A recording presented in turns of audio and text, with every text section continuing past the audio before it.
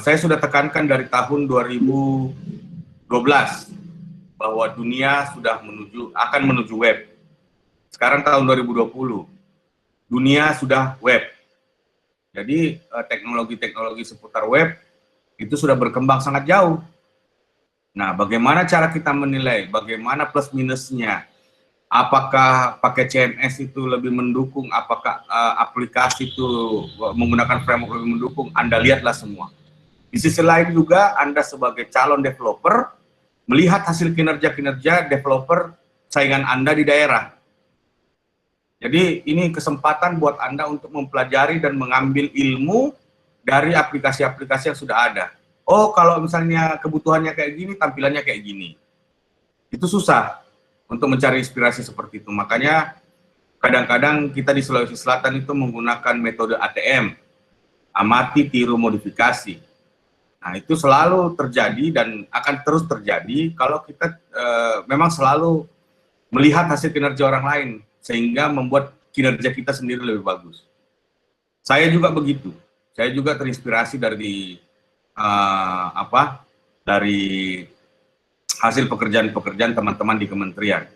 Salah satu contoh, Anda lihat tanda tangan absen hadir kan? Nah, tanda tangan absen hadir itu kan ada di sebuah kanvas di HTML5. Nah, itu salah satu bentuk tanda tangan digital yang tidak perlu enkripsi ataupun QR code. Jadi itu salah satu bentuk implementasi yang kita inginkan, yang tepat guna tapi tidak terlalu merepotkan. Jadi pemanfaatan teknologi. Ya, jadi itu saja yang saya bisa share. Terima kasih sekali lagi. Selamat bekerja, sukses buat kita semua. Wassalamualaikum warahmatullahi wabarakatuh.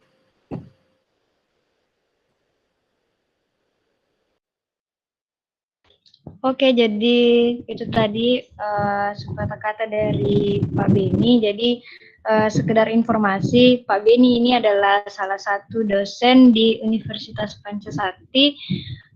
Dia juga merupakan evaluator atau penanggung jawab dari responden Universitas Hasanuddin. Jadi Universitas Hasanuddin tadi ini dia kan terbagi dua perguruan tinggi, ada Universitas Hasanuddin sendiri sama Universitas Pancasakti.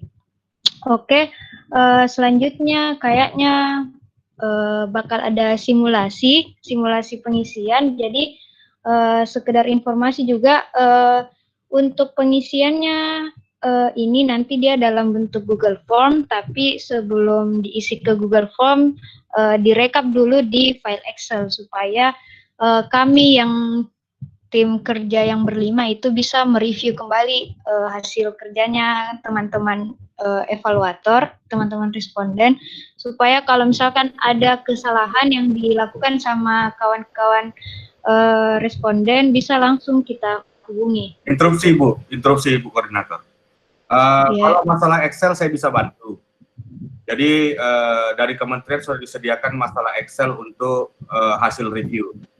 Jadi Ibu rekan-rekan koordinator tidak perlu lagi meminta kepada teman-teman responden untuk menyiapkan Excel. Excel nanti kami yang berikan, hasil review dari teman-teman responden bisa kami berikan langsung. Jadi, ya, terima kasih Bu. Oke, jadi itu tadi yang dikatakan sama Pak Beni. Pokoknya sebelum diisi ke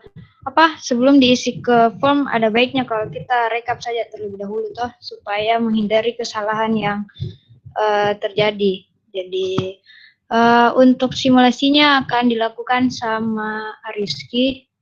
Mana Rizky? Hadir. Silakan.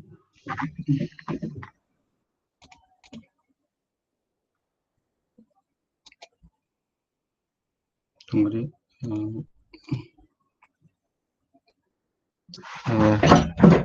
Sudah kelihatan kah?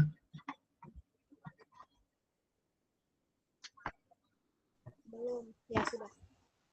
Misalnya kita kan ada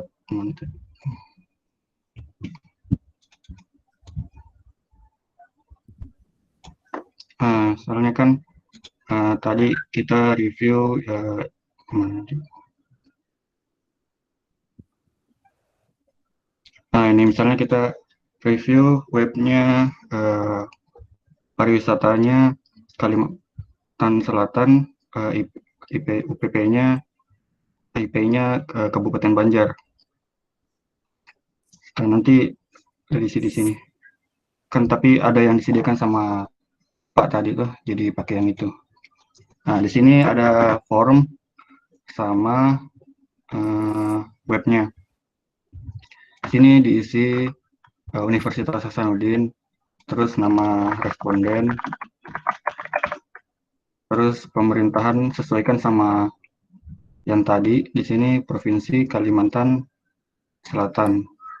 Terus UPP di sini sesuai yang apa? Sesuai yang tadi. Di sini kan Dinas Pariwisata. Terus alur jenis e-service, workflow atau informasi. Nah, nanti ada di share jenis link beserta jenisnya nanti. Nah, di sini termasuk kebetulan ini Dinas Pariwisata termasuk informasi. Nah, terus di sini kan ada poin-poin apa lagi namanya ini. Nah, misalnya kita mulai dari E1. E1 di sini kan apakah situs menggunakan alamat URL yang mudah diingat dan tampilan laman menarik dan mudah diikuti. Terus di sini kan ada 4, 3, 2, 1. Itu poinnya.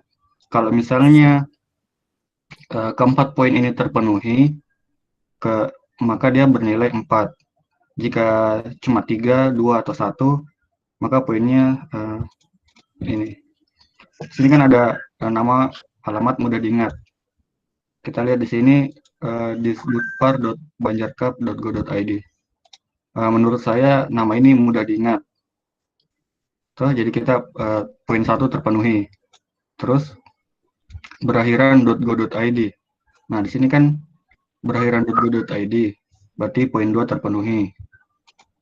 Nah, terus tampilan laman menarik. Menurut saya ini tidak menarik kan, cuman polosan.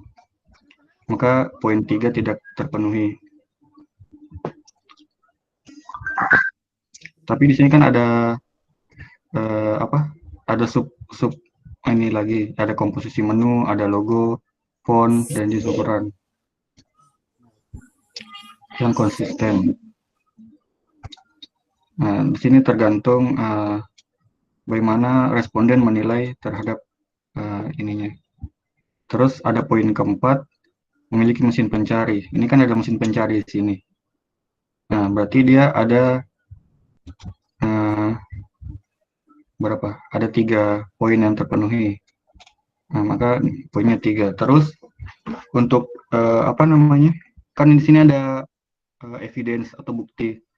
Nah, dari tiap-tiap poin yang terpenuhi tadi, usahakan dan wajib kalau bisa di screenshot. Misalnya kita pakai snipping tools begitu. Misalnya namanya mudah diingat. Nah, kita screenshot namanya, nama webnya tuh, terus kita simpan. Nah, di sini misalnya buat folder baru, Kalsel pariwisata.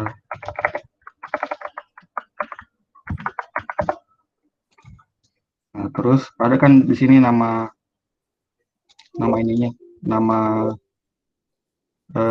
filenya di sini. IP, UPP, kode soal, waktu screenshot. IP-nya tadi apa? Kalsel Pro. Terus UPP-nya Kap Banjar. Banjar Kap juga bisa. Banjar. Kabupaten Banjar. Terus kode soal E1. Terus waktu screenshot itu berupa tanggal, bulan, dan tahun. Nah, Nanti ini poin-poinnya ini kita screenshot semua, terus kita upload di sini. Nah, tapi sebelum di-upload diisi dulu tadi diisi semua dulu, baru kalau sudah terisi semua baru kita isi formnya. Eh, untuk sejauh ini ada yang mau ditanyakan atau kurang jelas dari poin E1? Tambahan sedikit. Jadi file yang bisa diupload itu maksimal 5. Jadi minimal 1, maksimal 5. Jadi karena di situ terdapat 4 poin, jadi bisa dimaksimalkan untuk screenshot buktinya. Atau kalau tidak mau banyak filenya, mungkin bisa disimpan di Paint. Jadi dikumpulkan itu bukti-bukti ini yang poin-poin per poin itu. Jadi nanti yang diupload cuma satu saja. Tapi diberi keterangan, misalnya ini poin apa, poin apa. Mungkin ada yang mau bertanya sejauh ini sebelum lanjut ke poin selanjutnya. Oh iya, sedikit menanggapi. Mohon maaf, tampilan halaman yang menarik itu kembali ke masing-masing responden. Mungkin ada responden yang menilai itu menarik, mungkin ada responden yang menganggap itu tidak menarik. Sepanjang dia memenuhi komposisi menu, logo, dan font, misalnya di halaman profil juga tampilannya tetap konsisten, mungkin dia bernilai 4, atau mungkin juga bernilai 3, sepanjang dia memenuhi kriteria 1, 2, dan 4 itu dia poinnya minimal 3, maksimal 3, sorry. Nah, kalau poin 4 itu kembali ke responden masing-masing untuk menentukan bahwa ini menarik atau tidak. Sekian tambahan dari saya. Ya, terima kasih Pak atas tambahannya. Nah, ada yang mau bertanya lagi atau menanggapi? Karena ada sekitar 26 poin untuk workflow. Kalau tidak ada, kita lanjut di poin kedua. Iya, tanya. Bagaimana kalau misal laman webnya ini sangat menarik, tetapi salah satu dari menunya di sini tidak ada, misal tidak ada search engine-nya. Terus bagaimana bisa dikatakan itu apakah memenuhi menarik atau tidak? Begini kan, di sini ada 4 poin di E1 ini. Yang pertama, linknya mudah diingat. Terus yang kedua berekstensi.go.id. Yang ketiga ini tampilan yang menarik. Keempat, mesin pencari. Nah kan walaupun menarik tapi tidak ada mesin pencarinya, berarti dia bernilai 3 karena dia cuma memenuhi poin 1, poin 2, dan poin 3 misalnya. Yang jelas poin ketiga menurut responden kan menarik. Berarti poin ketiga terpenuhi begitu. Karena di sini fitur search engine dia termasuk salah satu poin. Jadi kalau ada atau tidak bergantung ini nilainya. Kalau ada dia berarti terhitung, kalau tidak ada berarti tidak dihitung. Bagaimana Ilham? Tadi ada yang bertanya juga. Ya, Kak. Baik, Kak. Untuk kriteria yang tidak terpenuhi tetap di screenshot, Kak. Kalau tidak terpenuhi, enggak usah di screenshot kayaknya. Karena kita membuktikan yang ada saja tuh. Atau bagaimana? Saya tambahkan, jadi untuk kriteria yang tidak terpenuhi itu tetap di screenshot ketidakadaannya. Jadi misalkan toh tidak ada search engine-nya, kan search engine itu umumnya dia di homepage toh atau di landing page atau apakah istilahnya di beranda begitu toh. Kalau misalkan tidak ada, screenshot saja halaman awalnya, halaman home-nya yang membuktikan bahwa tidak ada key di situ mesin pencarinya. Bisa juga. Ada ekstensi namanya di browser itu screenshot full screen. Jadi bisa di screenshot satu layar gitu, satu web. Nanti kalau misalnya ada bukti yang tidak ada, kasih lihat saja ini kan. Kan tidak ada. Begitu. Untuk simulasi kayaknya kan ini untuk satu nomor kayaknya jelas Ji, maksudku penilaian untuk ke bawah-bawahnya itu sama Ji caranya menilai dengan yang ini, yang yang disimulasikan. Jadi dipilih dulu, dilihat dulu di soalnya, terus diperhatikan opsinya, terus dipilih misalnya satu opsinya, terus dikasih screenshotnya atau buktinya. Terus untuk poin-poin penilaiannya itu nanti dibahas lagi di sesi selanjutnya. Saya di sini mau perlihatkan bagaimana caranya untuk mengisi nanti di Google Form. Kan nanti dia pengisiannya dalam bentuk Google Form. Jadi siapa tahu ada yang mau ditanyakan mengenai teknis pengisian di Google Form ini, bisa langsung ditanyakan. Kalau misalkan tidak ada, nanti kita bahas poin per poin ini penilaiannya. Oh ya, sedikit tambahan juga. Ya tadi salah satu cara menangkap screenshot kan melalui Paint atau clipping tools ya. Snipping tools. Kalau misalnya teman-teman pengen lebih mudah lagi, ada juga namanya extension screen grab. Itu berlaku di Firefox atau di Google Chrome. Nah, Anda juga bisa memanfaatkan extension itu untuk lebih mudah, jadi nggak capek. Nah, jadi itu adalah salah satu alternatif untuk melakukan screenshot. Terima kasih.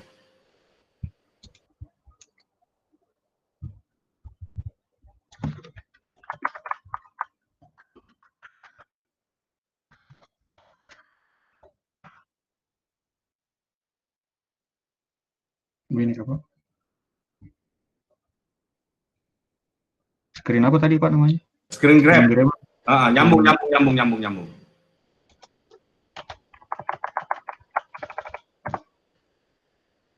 Nah, yang itu.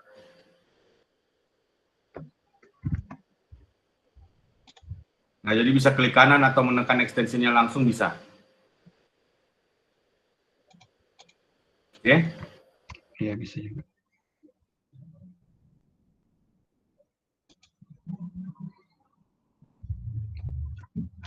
Mungkin ada yang mau ditanyakan lagi yang lain atau yang kurang jelas?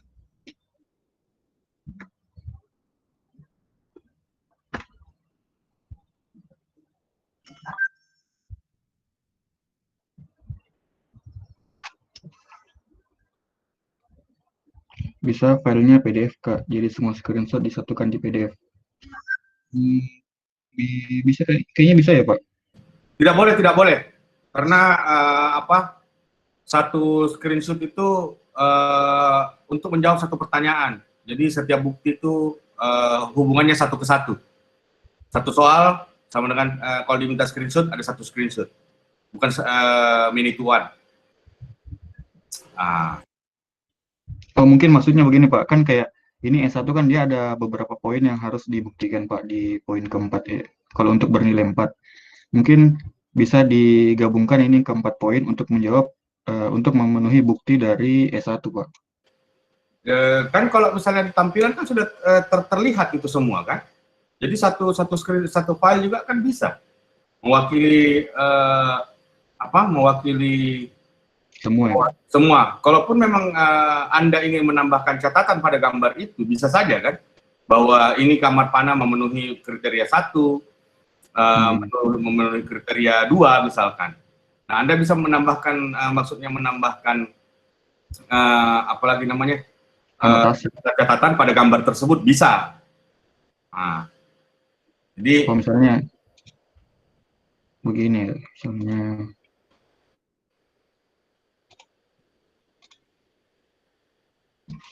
misalnya di sini, tapi kan tidak kelihatan di sini anunya linknya. Dia tidak include link di sini. Oh ya, nah makanya apa? Kalau misalnya linknya itu pengen di screenshot kan bisa saja yang pakai tools clipping tadi. Oh iya. Ya kan? Karena kalau yang screen grab itu dia hanya berlaku yang ada di dalam browser tetapi tidak berlaku di luar browser.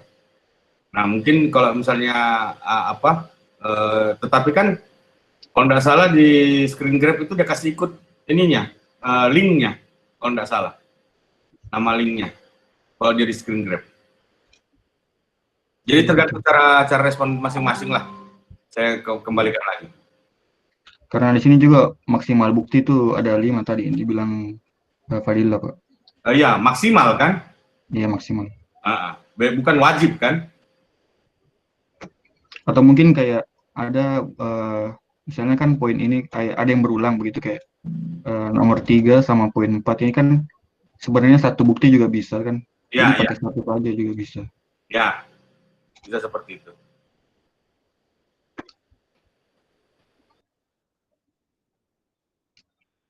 Mungkin ada lagi yang lain. Ini dia formnya cuma 2 page. Tadi isi biodata sama ini instrumennya. Dia sampai awal 1 page semua.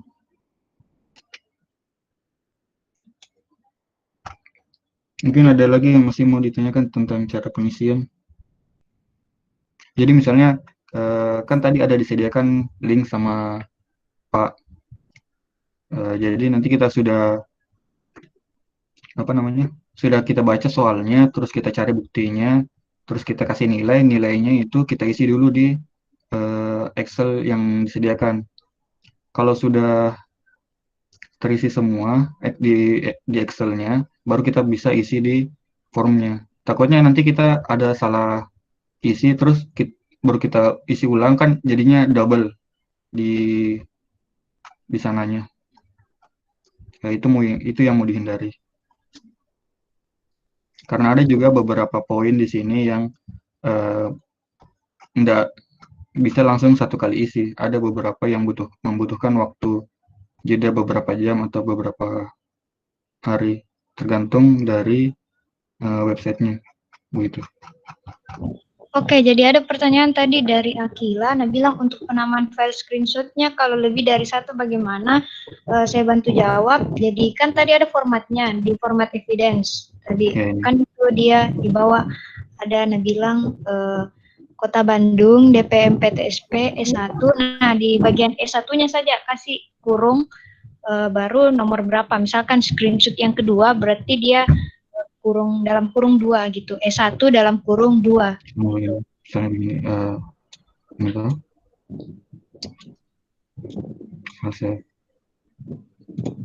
nah di sini begini, misalnya 1 ini misalnya 22 misalnya gini, nggak kelihatan kah?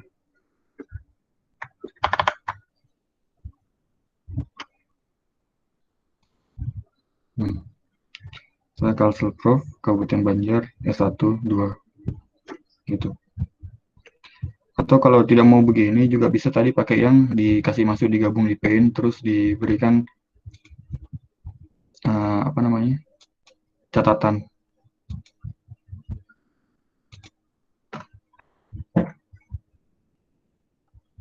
Mungkin ada lagi.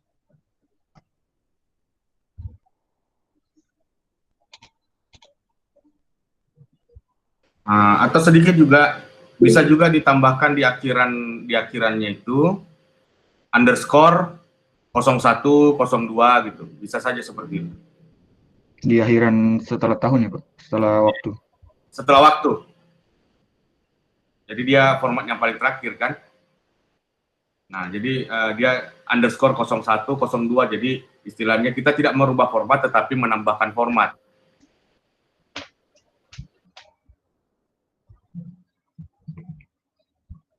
Nanti kalau misalnya dilupa atau kurang jelas, tanyakan saja di grup ininya responden. Nanti sebisa mungkin dibantu jawab.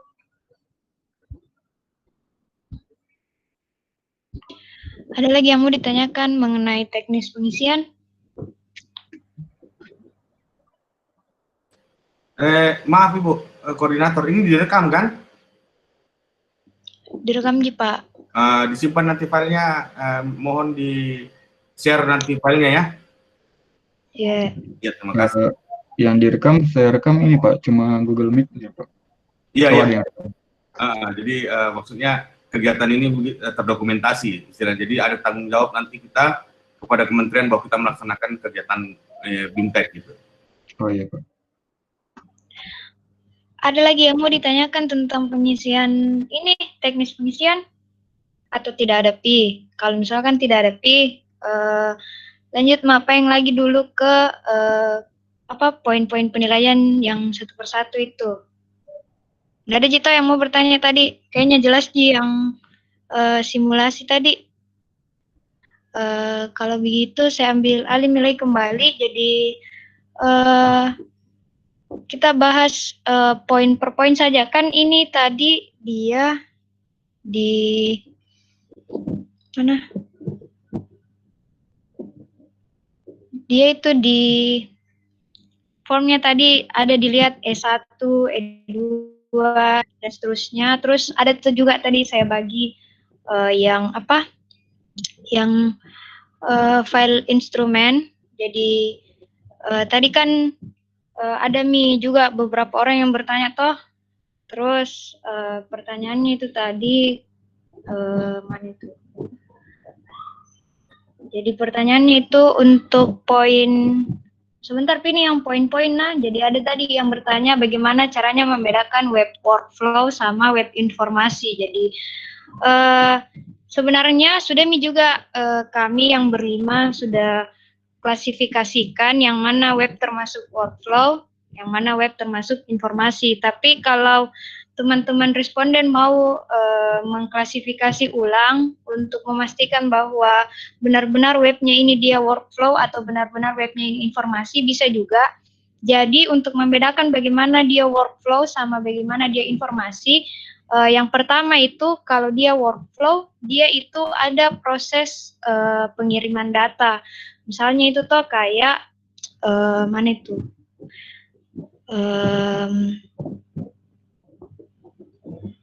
Tunggu nah, ini misalkan kan ada website workflow yang ini Capil. Kalau dibuka, ini kelihatan Ji websitenya. Jadi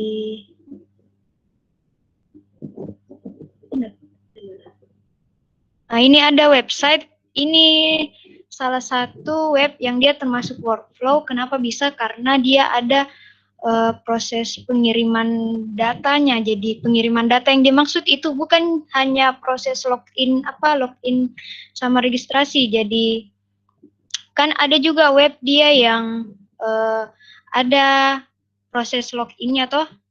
Jadi tidak semata-mata web yang ada loginnya itu dia digolongkan langsung sebagai web workflow. Jadi bisa saja yang ada loginnya itu dia berupa informasi karena dia tidak ada proses pengiriman data. Jadi tunggu dulu nah, aku cari dulu yang mana itu anunya. Mana itu di?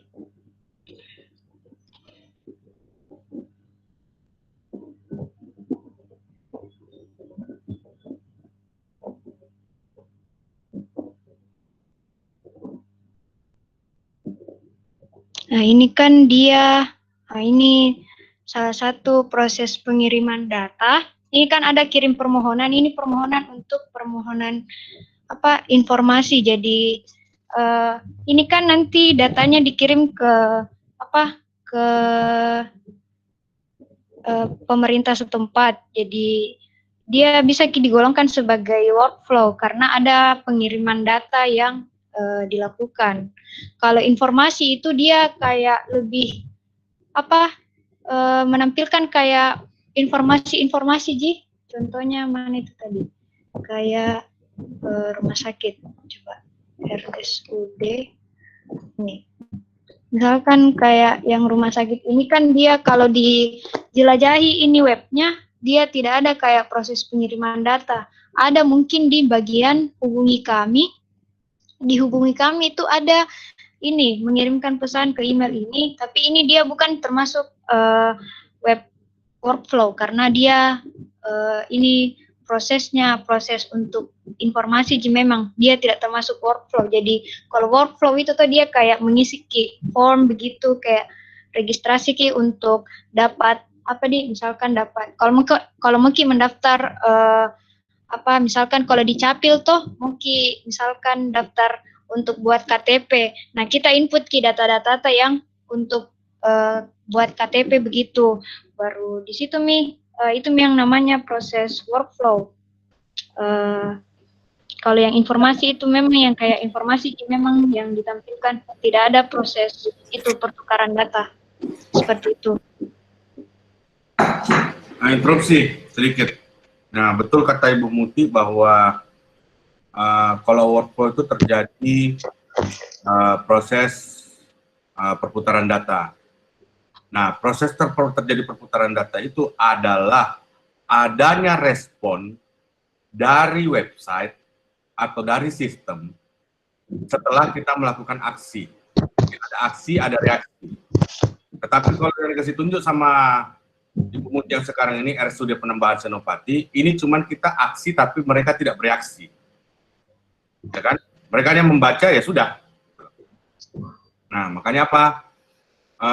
Itu yang membedakan sebuah karakteristik sebuah web ketika dia hanya mengandung informasi atau dia bersifat sebuah web yang aplikatif, aplikasi berbasis web. Nah, aplikasi yang berbasis web itu adalah terjadinya transaksi data antar terjadi transaksi data antar pengguna dan pengguna lain dalam sebuah sistem. Nah, itu saja. Jadi itu yang membedakan. Kalau jadi nanti kalau ditanya apa sih bedanya sebuah website dan aplikasi berbasis web, Anda sudah tahu sekarang. Oke, terima kasih. Oke, saya kembali lagi. Jadi itu tadi sedikit perbedaannya antara workflow sama informasi. Jadi tidak menutup kemungkinan kalau website informasi itu dia ada login sama registrasinya, karena di form di panduan penilaian itu dia memang dinilai juga proses registrasi di website informasi juga. Terus di sini untuk poin-poinnya bisa dibaca saja di file yang sudah saya kasih. Kalau misalkan ada yang mau ditanyakan, bisa langsung ditanyakan di sini. Terus tadi ada dua pertanyaan mengenai poin-poin penilaian. Yang pertama itu ada tadi poin T3. T3 itu indikatornya itu data yang disediakan pengguna tersimpan dengan aman dan digunakan hanya untuk alasan yang dimaksudkan. Terus pertanyaannya itu apakah data yang disediakan pengguna dan tersimpan dalam sistem e-service ini aman dan hanya digunakan untuk alasan yang dimaksudkan oleh pengguna. Terus ditanyakan yang bagian terdapat enkripsi. Di sini yang dimaksud dengan proses yang dimaksud dengan terdapat enkripsi di sini bisa ditandai dengan yang pertama bisa dilihat situs webnya. Kalau webnya itu dia ada proses login-nya, proses registrasi dan proses login-nya, kan kalau di registrasi itu dia ada pembuatan password. Nah, kalau ada begitu berarti dia terjadi enkripsi. Ada enkripsi yang digunakan, tapi kalau dia tidak ada registrasi begitu, bisa dilihat juga dari misalkan dia ini webnya tidak ada fitur registrasi sama fitur login-nya, berarti kita lihat saja dari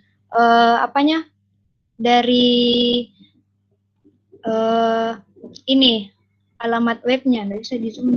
Jadi dilihat dari alamat webnya, kalau dia beralamat HTTPS di depannya, berarti dia itu webnya sudah ada enkripsi data yang dipakai karena dia menggunakan sertifikat secure SSL ceritanya.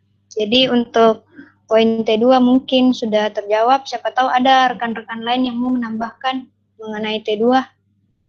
Jadi T2 itu tadi bunyinya itu. Nah, T2 itu dia tadi bunyinya terdapat enkripsi. Jadi untuk menandakan itu dia ada proses registrasi yang memiliki password sama login yang memiliki password, atau dia webnya terdiri dari alamat webnya dia pakai HTTPS seperti itu. Terus sedikit menambahkan. Enkripsi itu bisa terjadi di dua tempat. Satu di dalam aplikasi itu sendiri, satu lagi di jaringan komunikasi antara klien dan server. HTTPS itu berjalan di port 443. Itu port yang disepakati adalah port yang aman untuk berbasis jaringan yang aman. Nah, proses enkripsi sudah terjadi di situ. Makanya beda enkripsi yang terjadi di jaringan, beda enkripsi yang terjadi di dalam aplikasi. Nah, kalau sebuah aplikasi meskipun sudah berjalan di level SSL atau HTTPS, belum tentu dia aman di level aplikasi. Begitu juga sebaliknya. Nah, makanya jangan sampai Anda terambigu antara dua penjelasan tersebut. Beda enkripsi yang berjalan di jaringan, beda enkripsi yang berjalan di dalam aplikasi. Oke? Jadi sedikit penambahan pengetahuan buat Anda semua. Terima kasih. Assalamualaikum warahmatullahi wabarakatuh. Oke, jadi itu tadi yang untuk poin T2. Masih ada yang mau ditanyakan tentang poin T2? Kalau tidak ada, Saya mau bertanya, Kak. Yang tadi kan inskripsi dalam aplikasi. Kalau inskripsinya itu seperti inskripsi password seperti MD5 atau BSN6, Pak. Itu caranya bagaimana ditahu itu? Nggak perlu jadi tahu yang jenis-jenisnya, yang penting dia ada proses enkripsi di dalamnya. Seperti itu. Oh ya. Ada lagi yang mau ditanyakan, karena di sini kan poinnya dia cuman mau ditahu apakah dia ada enkripsinya atau tidak. Jadi kalau misalkan tidak ada enkripsinya, berarti dia poin penilaiannya itu berkurang nih. Nah, ini kan kalau di T3 Pak, sorry. Nah, ini di T3 dia kan ada 5 poin penilaian, ada komunikasi tulis, ada privacy policy-nya, terus ada proses enkripsi, terus ada autentifikasi, ada notifikasi, sama ada nama pengguna dan kata sandi. Kalau misalkan tidak ada proses enkripsinya, berarti dia cuma memiliki 4 kriteria, berarti poinnya berkurang jadi 3. Ada lagi yang mau ditanyakan? Untuk poin T3. Kalau misalkan tidak ada lanjut Kak ke poin CS2. CS2 itu yang dia mengatakan kalau staff e-service memberikan balasan secepatnya ke pertanyaan pengguna. Terus di situ pertanyaannya bagaimana caranya mengetahui respon admin. Ini sebenarnya bisa dijawab sama saudari Taha. Taha, mana Taha? Dila. Halo, dengar Kak? Ya, silakan dijawab untuk pertanyaan CS2. Kecil sekali suara, tak, mohon maaf. Jadi tunggu dulu, mana ini? Jadi dengar nih? Jadi untuk CS itu kenapa tadi kita sarankan untuk terlebih dahulu mengisi di Excel sebelum masuk langsung disubmit ke Google Form. Nah, untuk ini juga salah satu alasannya untuk CS. Jadi untuk CS ini kita kita cek dulu kontak-kontak yang ada di yang tertera di website seperti Instagram, direct message-nya, terus Twitter, ada juga di Facebook, sama emailnya juga. Jadi dari beberapa web yang saya sudah lihat beberapa hari ini, saya sudah coba, dan ada yang membalas, ada yang tidak membalas, dan itu waktu responnya tidak secepat yang diharapkan sesuai dengan poin-poin instrumen. Jadi dia itu membutuhkan waktu sekitar 3-4 hari. Jadi makanya kita anu dulu, kita jawab dulu di Excel, baru kita kasih masuk di Google Form. Jadi kalau misalkan kita sudah tunggu 3 atau 4 hari, kemudian adminnya tidak membalas, baru kita kasih poin yang kurang bagus. Tapi kalau dalam waktu 2 atau 3 hari dia membalas, kita kasih poin yang mana lah sesuai dengan instrumennya. Kalau dari saya begitu. Oke, ada yang mau ditanyakan lagi masalah CS?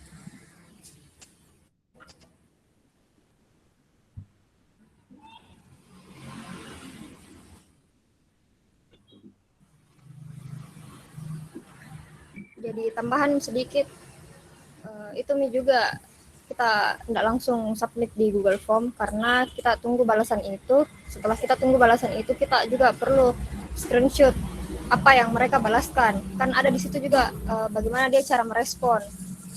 Apakah sopan, apakah itu semuanya. Dari CS1 sampai CS3 kok mungkin bisa dilihat nanti selagi ditanyakan nanti kalau sudah berjalan ini. Oke.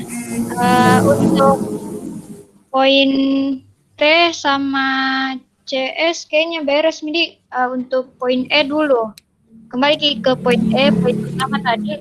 Silakan dibaca-baca nih dulu form penilaiannya, panduan penilaiannya. Kalau misalkan ada yang mau ditanyakan, bisa langsung ditanyakan di sini.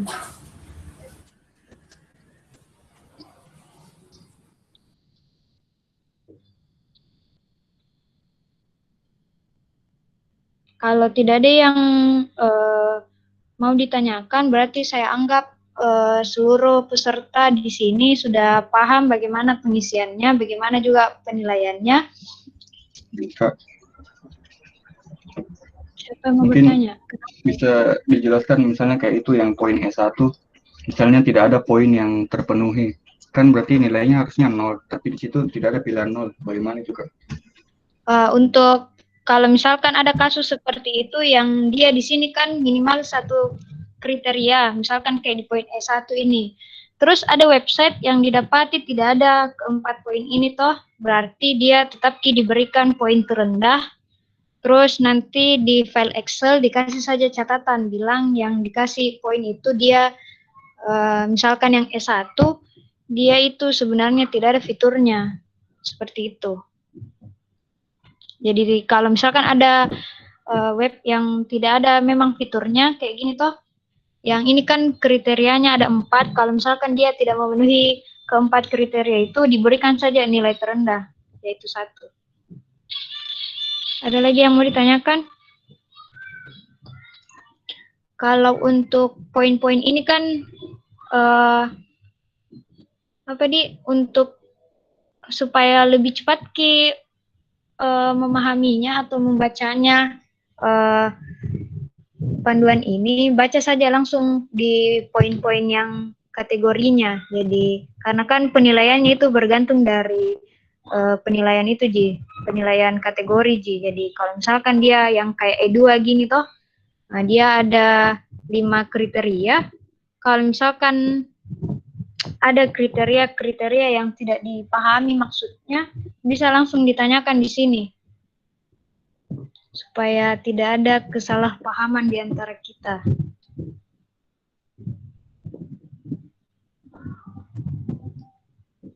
Untuk poin E dulu, baca dulu yang poin E.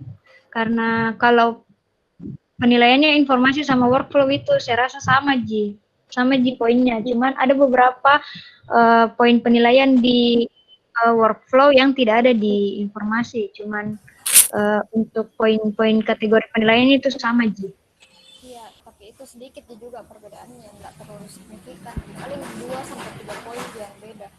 Selebihnya sama. Dengar gak, Kak? Dengar gak? Iya. Lebih keras yang baterainya di belakang, tak?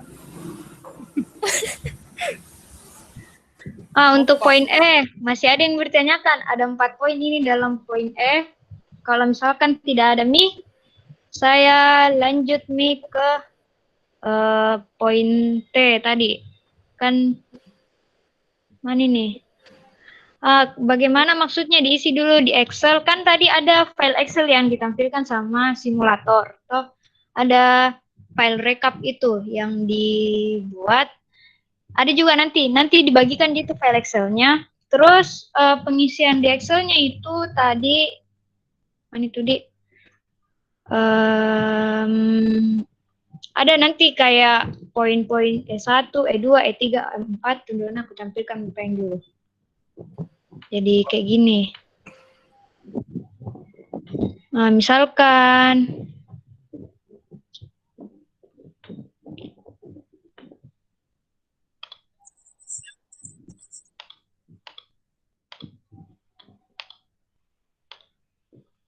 nanti kan ada file Excel kayak gini. Nah, ini kan dia diisinya per kategori. Jadi ini kan ada E1, E2, E3, E4, terus ada T1, T2, T3, T4, T5, R1 dan seterusnya. Terus itu tadi yang tidak ada anunya, tidak ada misalkan dia tidak ada fiturnya toh, tapi tetap diberikan nilai terendah, catat di sini di kekurangan web yang tidak ada pada instrumen pertanyaan gitu. Jadi penilaiannya itu dari sini saja. Terus kan nanti dibagi juga linknya per orang toh. Jadi nanti yang dinilai itu dilihat disesuaikan sama link yang dinilai. Seperti itu. Share screen kok? Oh iya. Ada yang mau ditanyakan lagi? Ibu Koordinator, mohon saya di share screen dulu. Ada yang saya mau perlihatkan? Share screen. Okay.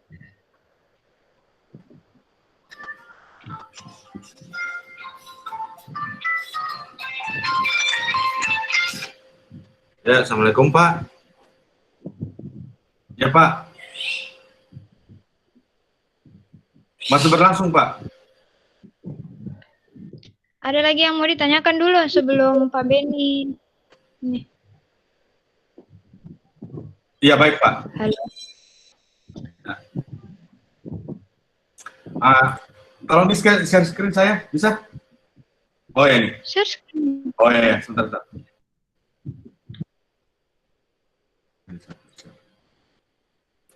Nah, teman-teman bisa melihat ini apa? Daftar yang setelah melaksanakan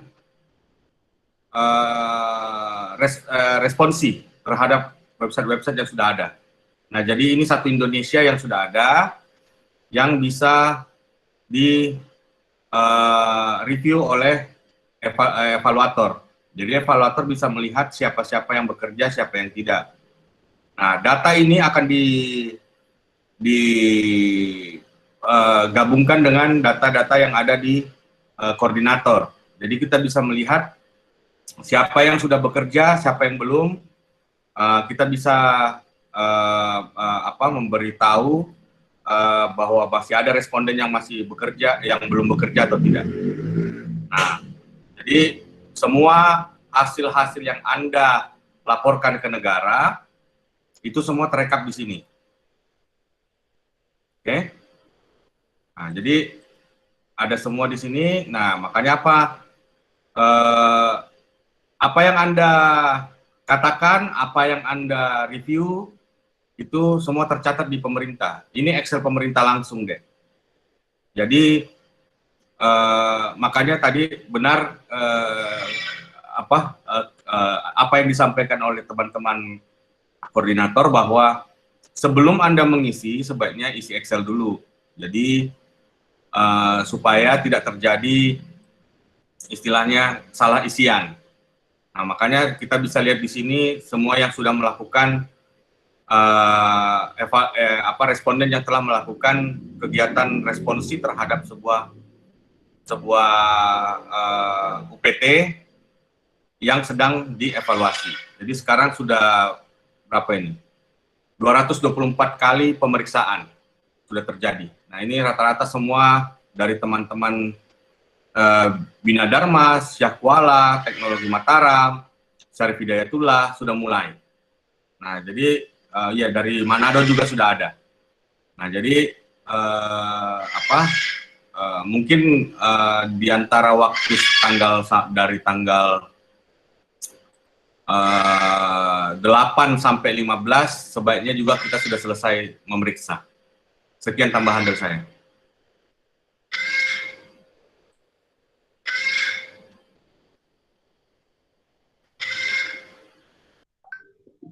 Oke, lanjut Mak lagi. Ada pertanyaan lagi nih.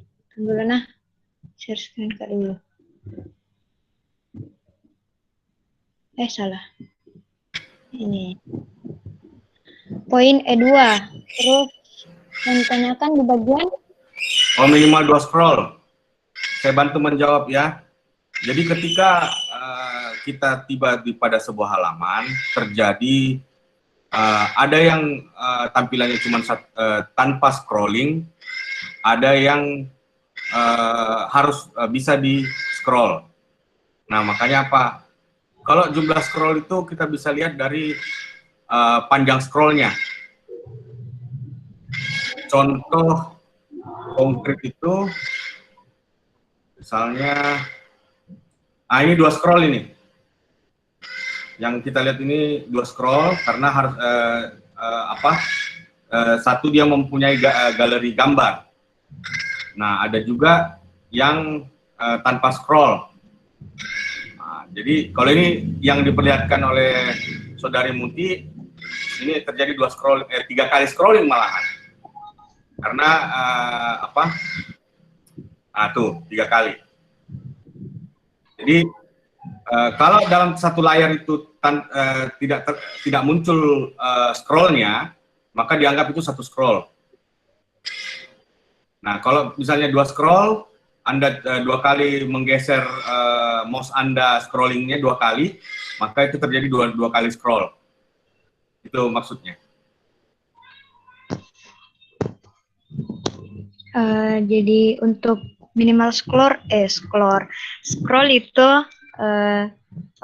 lihat saja dari ini toh scroll barnya. Kalau misalkan dia makin sedikit scrollnya itu berarti webnya itu makin bagus Nah, ini saya menurutku enggak terlalu banyak scroll yang saya lakukan sampai di bawah web. Jadi menurutku saya ini minimal scroll nih. Jadi tergantung lagi dari teman-teman responden toh. Kalau menurutnya yang ini tadi dia banyak sekali scrollnya, ya bisa dihilangkan saja poin yang kedua ini. Berarti poin untuk E2 itu dia berkurang lagi 1. Berarti dia memiliki ini. Dia poin 3 nih jadinya.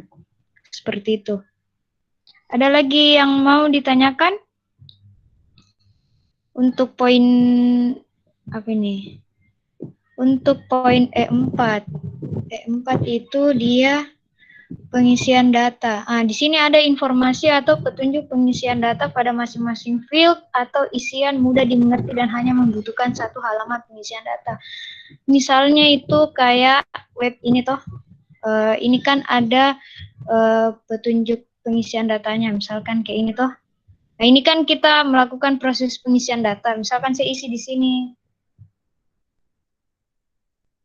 Nah, kalau enggak kuisi, dia muncul kayak petunjuk pengisian tuh bilang nama harus diisi. Terus email juga, kalau misalkan enggak kuisi, dia bakal muncul format email tidak tepat. Nah, begitu Ki. Pokoknya dia itu dalam pemberian informasinya atau dalam pengisian data itu ada petunjuknya.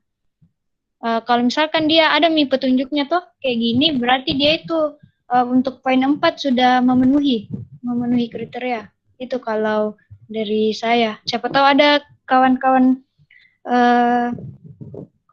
yang lain mau menambahkan mengenai poin E4. Misalkan juga kalau dia tidak ada petunjuk pengisian data, misalkan dia tidak ada login-hanya apa gitu toh. Misalkan kita cari yang informasi. Kan di sini dia ada 2, informasi atau petunjuk pengisian, jadi salah satunya saja. Jadi kalau misalkan tidak ada pengisian datanya, misalkan kayak gimana misalkan ini info bed kosong. Nah, ini kan dia kayak menunjukkan informasi bed kosong yang ada di rumah sakit ini, si Bantul, yang ada di Kabupaten Bantul ini. Nah, ini dia, kalau menurutku saya, dia informasinya itu jelas Ji, karena di sini jelas Ji ada tulis nama ruangan apa, terus kapasitasnya berapa, terus yang tersedia ada berapa. Jadi saya bisa tahu, oh dari halaman ini informasi tentang ruang Alamanda ini dia ada 11 yang kosong, tapi kapasitasnya ada 12. Berarti saya masih bisa Ji daftar kalau misalkan saya mau di ruang Alamanda begitu. Ya, ini juga bergantung dari rekan-rekan evaluator di lagi. Kalau misalkan menurutnya teman-teman informasinya itu dia tidak jelas petunjuknya, petunjuk informasinya atau petunjuk pengisian datanya, bisa disesuaikan dengan yang ada di instrumen ini. Jadi kalau misalkan tidak ada petunjuknya, kalau menurutnya teman-teman itu tidak ada petunjuk pengisian data, berarti ya kasih saja poin 1. Seperti itu. Ada lagi yang mau ditanyakan? Saya tambahan sedikit, mungkin di luar dari petunjuk pengisian form, kayaknya ada juga di instrumen lain, cuma saya lupa di bagian mana. Ada juga yang dia minta itu cara menggunakan webnya, jadi dia itu ada juga bentuk diagram alirnya ini web dari mana ke mananya. Dan biasanya itu kita dapatkan diagram alur tersebut di website workflow. Nah, ini kebetulan dia webnya web informasi, jadi tidak ada penilaian seperti itu kayaknya. Oke, lanjut lagi ke tidak ada untuk poin kalau misalkan tidak ada bisa lanjut ke poin T. Kalau misalkan juga tidak ada di poin T yang mau ditanyakan, bisa lanjut ke poin R. Baru kalau tidak ada menjadi R, bisa lanjut ke poin CS, terus lanjut ke U, terus ada I, baru ada SI. Ada lagi yang mau ditanyakan? Jadi baca-baca dulu ini yang instrumen penilaiannya, sama bagaimana kategorinya. Baru kita bahas di sini sama-sama.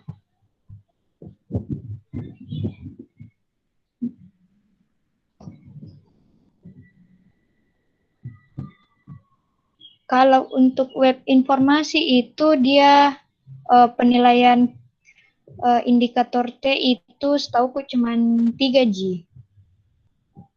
Kalau di workflow itu dia ada 5. Ada tambahan T4 sama ada tambahan T5. Coba lihat T4, Ibu Koordinator. Tunggu dulu Pak, ada yang bertanya. Untuk T4 bagaimana lihat reputasi dari web? Lihat. Ini T4, dia bilang memiliki reputasi yang baik. Ini kan ada kriterianya. Yang pertama dia punya narah hubung, yang kedua dia punya testimoni positif, yang ketiga dia punya jumlah pengunjung dan pengguna situs yang meningkat. Kalau dari saya sendiri, untuk narah hubung itu bisa dilihat kalau dia ada kayak tampilan hubungi kami begitu, kayak di footer ini. Ini saya menurutku ada narah hubungnya. Atau yang kayak gini toh, ini kan ada narah hubungnya. Jadi kalau saya menurutku bisa dikatakan memenuhi syarat pertama. Terus yang kedua itu dia bilang ada testimoni positif dari pengguna. Ada pernah kulihat memang web yang kayak gini, dia cantumkan bagaimana testimoninya pengguna web dari setelah pengguna pokoknya dia cantumkan bagaimana testimoninya. Tapi sejauh ini saya belum lihat-lihat web mana yang dia cantumkan seperti ini. Tapi kalau untuk web yang ini sendiri, yang Rumah Sakit Bantul ini, dia tidak ada testimoni positifnya. Jadi dia bisa saya katakan dia tidak memenuhi poin kedua. Terus yang terakhir itu, siapa ini baru join? Yang poin ketiga ini, kan ada jumlah pengunjung dan pengguna situs yang meningkat. Bisa kulihat dari ini statistik website, kan ada di sini toh Ini ada pengunjung, ada daring, ada hari ini. Kalau saya sendiri, kunilai Ki dari beberapa hari. Misalkan saya nilai Ki selama 2 hari, jadi untuk hari pertama tuh saya lihat Ki statistik websitenya, terus besoknya saya SS lagi statistiknya. Kalau dia meningkat, berarti dia memenuhi poin ini, jumlah pengunjung dan pengguna situs yang meningkat. Seperti itu. Ada lagi yang mau ditanyakan? Sedikit tambahan. Kalau misalkan tidak ada di situsnya itu statistik pengunjung, maka kita bisa juga mengetes memakai tools lain. Tools lain, contoh misalkan salah satu tools itu, misalkan, nih, mana itu? Tolong ini share screen. Saya bisa share screen. Oh, ini.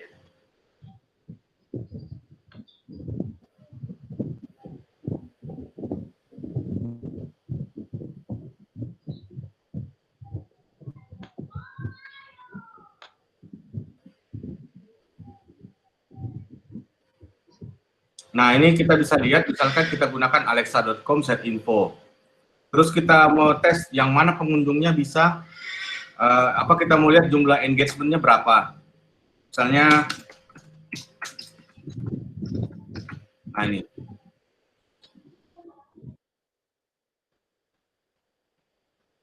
Nah, jadi di sini bisa dilihat di set matrix-nya. Daily page visitor per visitornya berapa. Misalnya ada 1 misalnya per hari. Nah, ini ada dia munculkan.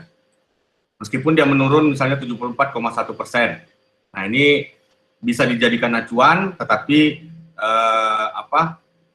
kalau misalnya di situs tersebut tidak menampilkan data jumlah pengunjung.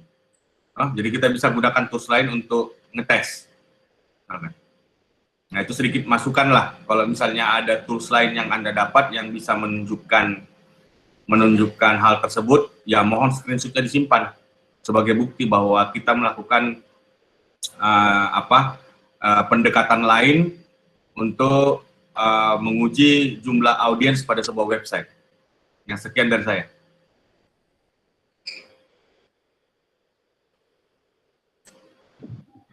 Oke, jadi ada lagi pertanyaan mengenai apa maksudnya fasilitas sistem penelusuran daring di T5. Tunggu nanti. Share screen dulu.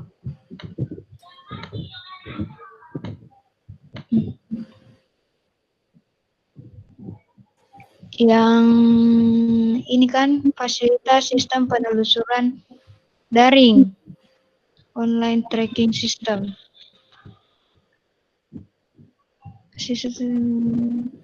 Ini kan untuk poin T5 yang pertama dia tersedianya petunjuk yang ramah pengguna, terus ada fitur pengamanan transaksi atau proses layanan, ketiga ada fasilitas sistem penelusuran daring, yang terakhir itu riwayat transaksi atau proses layanan. Kalau saya menurutku di sini yang sistem penelusuran daring ada kayaknya ini add-ons-nya. Jadi ada kayak kalau yang kutangkap dari fasilitas sistem penelusuran daring ini dia mau ditahu seberapa aman Ki ini itu dulu fasilitas sistem penelusuran daring.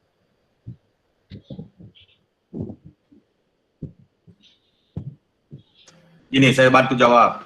Oke. Misalnya Anda mengirim paket dari menggunakan apa itu? Biasa yang terkenal tuh, Tiki.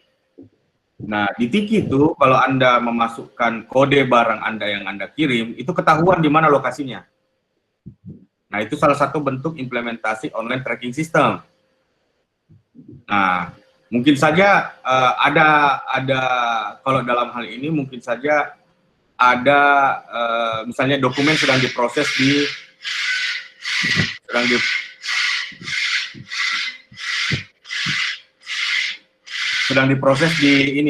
pos di biro mana gitu. Jadi misalnya saya memasukkan KTP sedang diperiksa di misalnya Dinas Dukcapil, tapi urusan saya tentang pertanahan. Jadi harus ada beberapa pos yang dilewati untuk selesainya sebuah transaksi. Nah itu sekarang trackingnya, sekarang posnya saya sedang sampai di mana sekarang.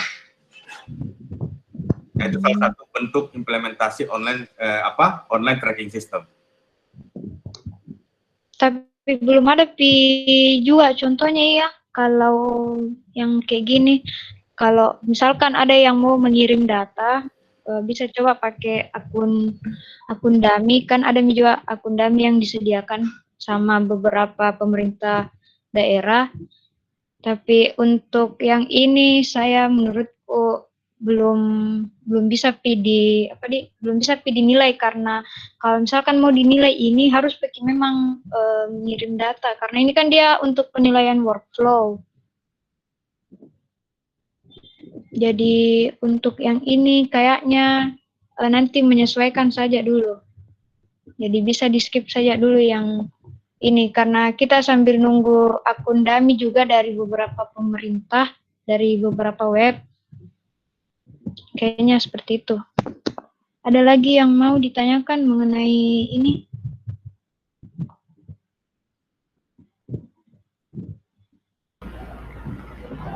Saya mau bertanya, Kak. Ya. Berarti setiap responden itu, Kak, diberikan satu akun data dummy? Iya. Ada bukan setiap responden ya, jadi semua responden itu dia akunnya sama satu akun yang dipakai untuk menilai. Ada nanti dikirimkan sama list webnya yang akan dinilai. Berarti kita diberikan hak akses login ke admin panelnya, nggak bahaya gitu? Itu yang untuk ada juga tempat akses, ada beberapa website itu yang dia nakasih akun dummy, terus dia nakasih juga tempat untuk login tersendiri. Jadi kayak mana itu tunggu dulu, kayak ini untuk Kalimantan Selatan, nanti dia ada link login tersendirinya, terus nanti di situ kita masukkan username sama password yang akun dummy itu. Nanti ada dikirimkan sama sama link loginnya, sama username-nya, sama passwordnya. Terus ada juga link yang mau dievaluasi di situ. Tapi sejauh ini yang ada akun dummy itu masih tiga web dari 44 yang akan dinilai.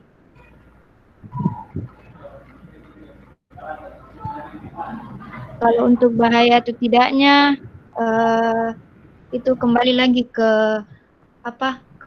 webnya. Ada lagi yang mau ditanyakan?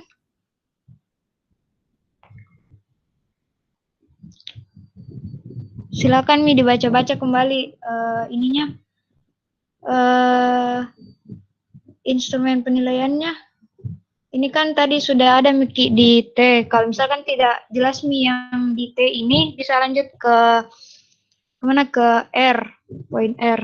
Ini waktunya kita TM sampai jam 6, jadi maksimalkan. Memang sekarang sudah 17.24.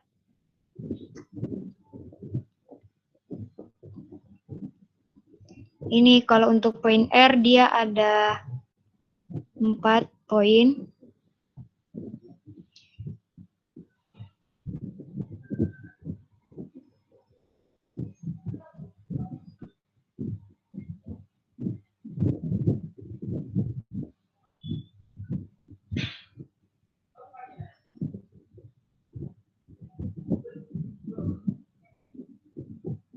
Untuk poin R, ada yang mau ditanyakan?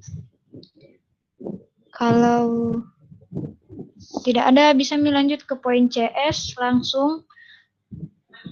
Nah, CS tadi itu ada catatan tersendiri juga. Jadi, seperti yang dibilang tadi sama Dila, kalau poin CS itu dia harus memang dulu dichat si narahubungnya web itu. Terus kalau misalkan dalam 3-4 hari tidak ada balasan, berarti kita berikan poin yang minimal saja di webnya. Berapa batas waktu web itu dikatakan cepat loading? Oke, di poin R2 toh.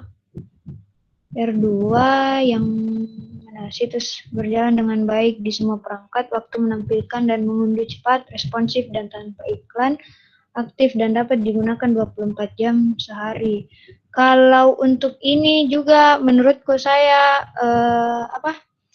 relatif bagi beberapa orang, siapa tahu ada juga kayak web begitu toh, untuk web test begitu, bisa cari di Google juga tentang ada di situ nanti bagaimana dia merespon jadi kita masukkan link URL-nya itu web yang mau dinilai, terus nanti di situ ditampilkan nih waktu loadingnya berapa, waktu apanya berapa, itu relatif juga dari kita sebagai penilai. Jadi kalau misalkan menurutnya Anda menurutnya cepat ya berarti dia waktunya cepat. Kalau lambat menurutnya Anda ya nilai saja lambat. Sedikit tambahan. Terus yang dimaksud sama saudari saudari ibu koordinator itu di sini.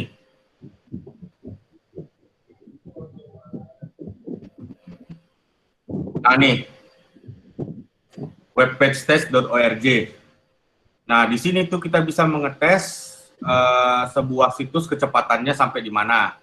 Misalnya kita tes websitenya ini. Kita gunakan browser apa, dari mana, bisa. Tapi biasanya kita gunakan dari Jakarta saja tes.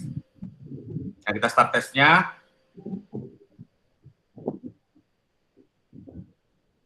Nah, ini kita tunggu karena kita sedang dalam antrian.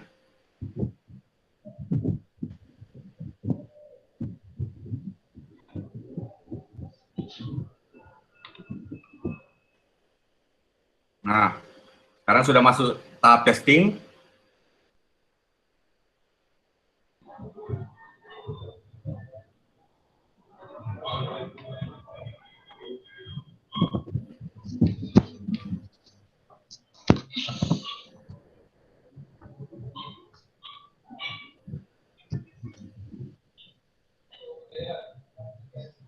Nah, sudah komplit. Nah, ini salah satu contoh bahwa website itu kualitasnya bagus. Jadi jumlah detiknya 2 detik. Nah, jadi minimal sebuah website itu mampu di loading dan dihitung cepat itu di bawah lebih kecil sama dengan 5 detik.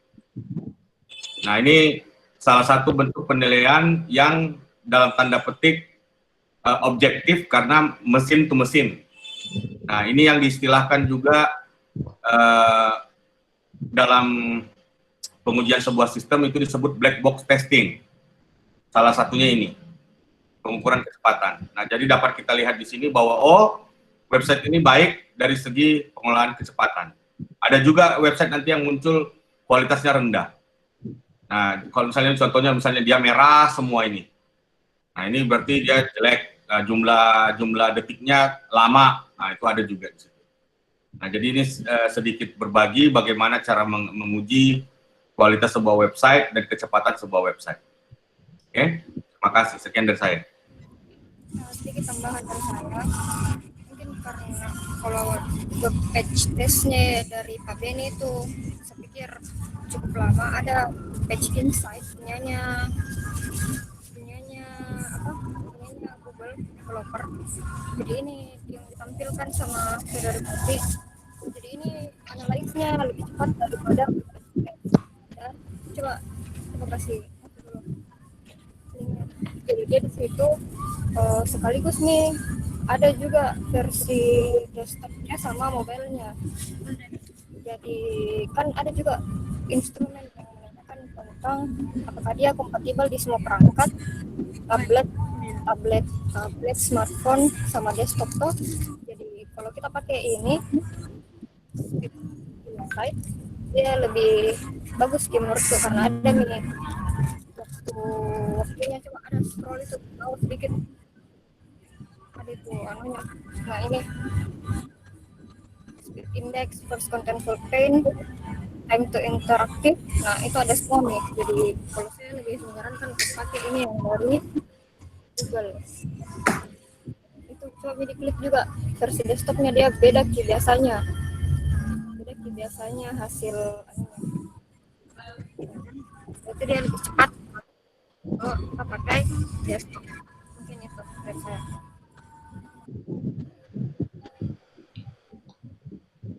Oke, untuk pertanyaan R2 sudah terjawab. Terus lanjut lagi ke poin R1, kita kembali ke R1.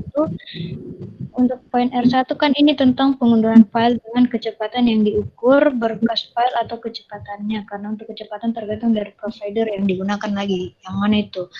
Yang R1, formulir dalam e-service dapat diunduh dengan cepat. Apakah formulir atau berkas dalam situs ini dapat dengan cepat diunduh? Formulir dan berkas yang tersedia dapat diunduh dalam waktu kurang dari 1 menit. Ini kalau yang dari saya sendiri kan biasanya biasanya kalau orang ngedownload itu tergantung juga dari server web yang tempat tak mendownload. Jadi biar dibilang jelek jaringan tak toh. Kalau misalkan servernya yang bagus pasti tidak bakal berpengaruh ya. Cuman maksudku kalau misalkan biar pengen bagus jaringan tak, tapi dari web servernya itu dia jelek, jadi bakal berpengaruh juga pasti sama waktu downloadannya kita gitu. Kalau saya sih seperti itu. Siapa tahu ada teman-teman lain yang mau menambahkan tentang ini.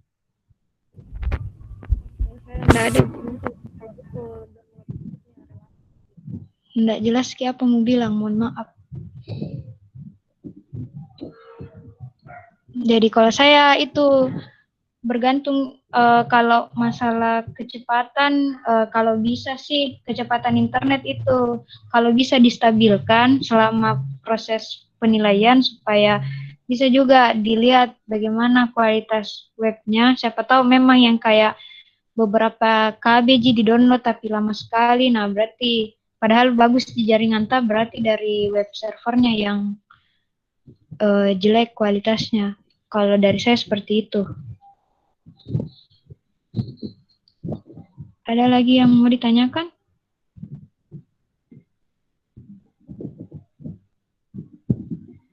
Untuk poin R.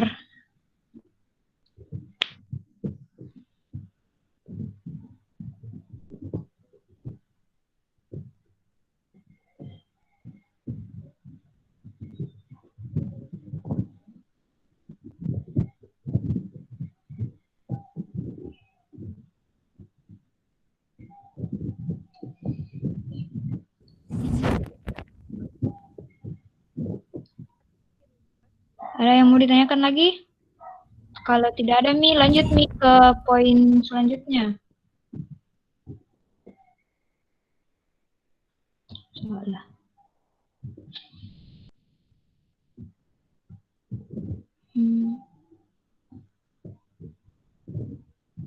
Nah, inilah kenapa yang R4 itu saya memilih pakai web page test.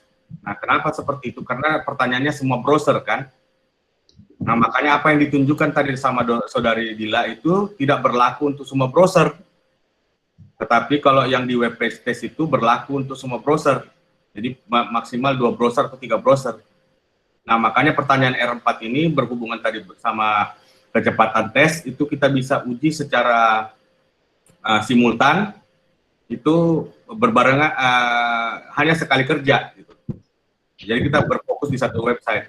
Nah, tetapi memang itu opsional dari saudara Taha bahwa untuk menguji website tersebut itu hanya menguji kecepatannya saja, tetapi tidak menguji jenis browsernya apa. Nah, itu yang membedakan antara apa yang saya sarankan tadi dan apa yang saudara Dila Taha sarankan tadi. Jadi inilah ya kuncinya. Kenapa saya lebih memilih di web page test. Jadi kita sekali kerja, tetapi 2 pertanyaan terjawab. Ya, siapa tahu rekan-rekan responden yang lain juga punya web tersendiri untuk menguji poin R ini, enggak apa-apa Tonji, pakai saja yang mana yang disuka. Itu tadi ada 2 pilihan. Kalau misalkan ada pilihan di luar 2 pilihan itu tadi juga enggak apa-apa Ji. Yang penting terjawab key point yang R ini. Terus kalau tidak ada yang di bagian R, saya lanjut ke poin CS. CS itu kayaknya itu tadi toh yang ku bilang dia ada catatan tersendiri. Jadi harus memang dihubungi dulu si customer service-nya baru bisa dinilai ini. Kalau pengalaman tahun lalu itu rata-rata memang web dia karena slow respon, jadi kita langsung kasih penilaian 1. Tapi mungkin ada beberapa teman juga yang dia kasih nilai beberapa, tapi bukan nilai minimal karena memang dia direspon sama si customer service-nya. Jadi bergantung lagi sama teman-teman. Terus untuk poin U, ada yang mau tanyakan?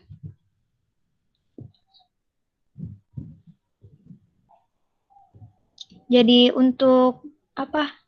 Untuk memastikan gitu, jadi ini penilaiannya kita tidak ada jadi bilang penilaian yang benar, tidak ada penilaian yang salah. Yang penting semuanya penilaian itu bisa dibuktikan dengan adanya bukti screenshot. Jadi tidak perlu khawatir kalau kita bilang jelek di webnya atau apa. Ini tujuannya supaya dia bisa mengevaluasi web yang dia punya, web yang dimiliki sama pemerintah tertentu gitu.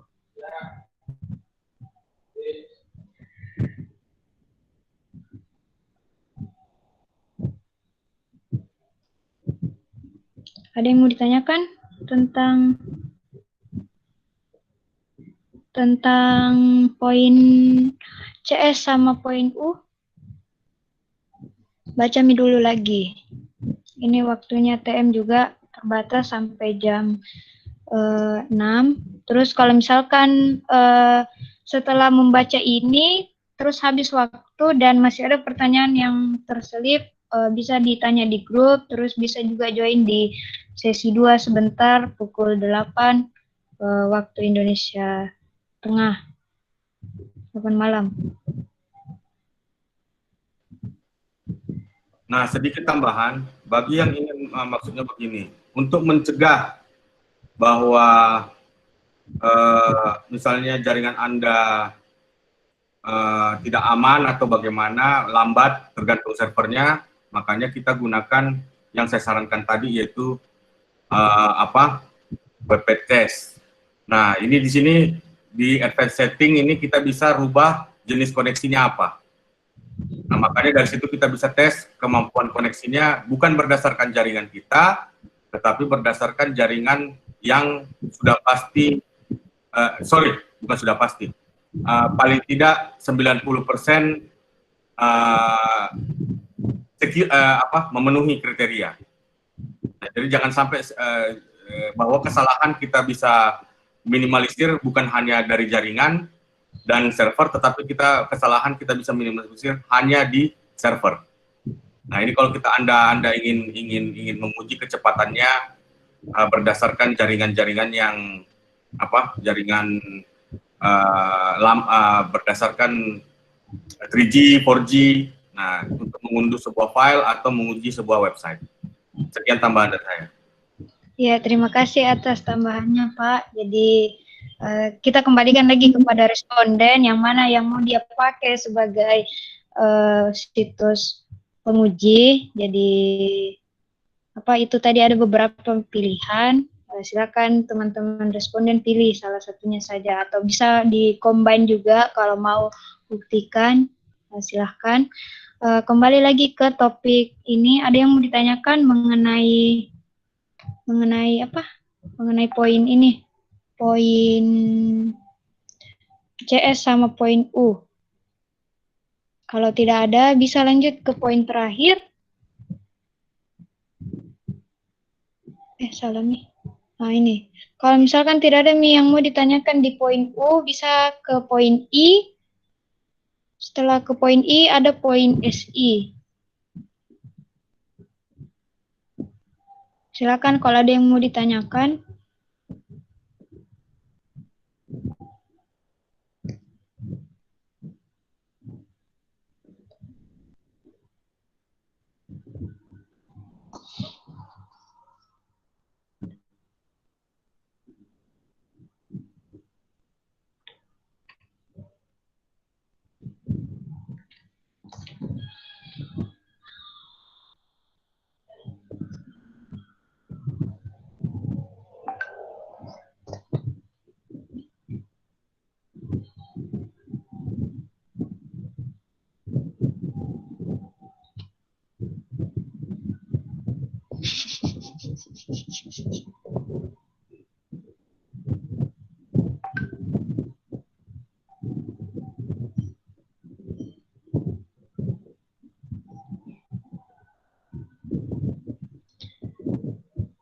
Ada yang mau ditanyakan mengenai poin ini?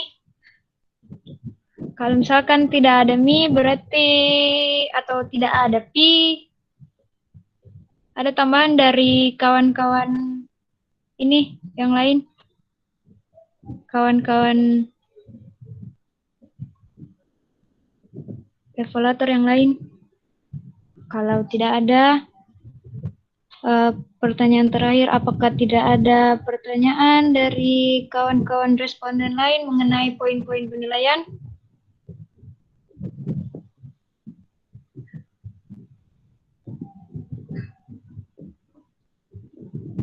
Kalau tidak ada, saya rasa untuk technical meeting sesi 1 ini sudah cukup, sudah selesai karena sudah tidak ada juga pertanyaan mengenai poin-poin penilaian.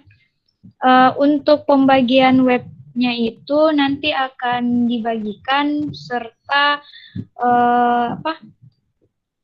ada pembagian pembagian koordinator, bukan koordinator sih, sebagai dia penanggung jawab dari berkas-berkas yang Anda rekap. Jadi karena tadi saya katakan di awal bahwa ada 5 orang sebagai teamwork yang akan membantu saya pada kegiatan ini. Jadi 5 orang itu yang akan bertanggung jawab terhadap file-file Anda. Nanti nama-namanya juga akan dibagikan. Kalau misalkan sudah tidak ada, saya akhiri technical meeting pada sore hari ini. Untuk kalau misalkan ada pertanyaan lagi mengenai instrumen penilaian dan ingin ditanyakan, bisa langsung join di sesi 2 atau bisa juga tanyakan di grup seperti itu. Sekian technical meeting sesi 1 responden evaluator Kemenpan RB tahun 2020 yang diadakan hari Ahad 8 November 2020. Lebih dan kurangnya mohon dimaafkan. Wabillahi taufiq wal hidayah. Wassalamualaikum warahmatullahi wabarakatuh dan selamat sore.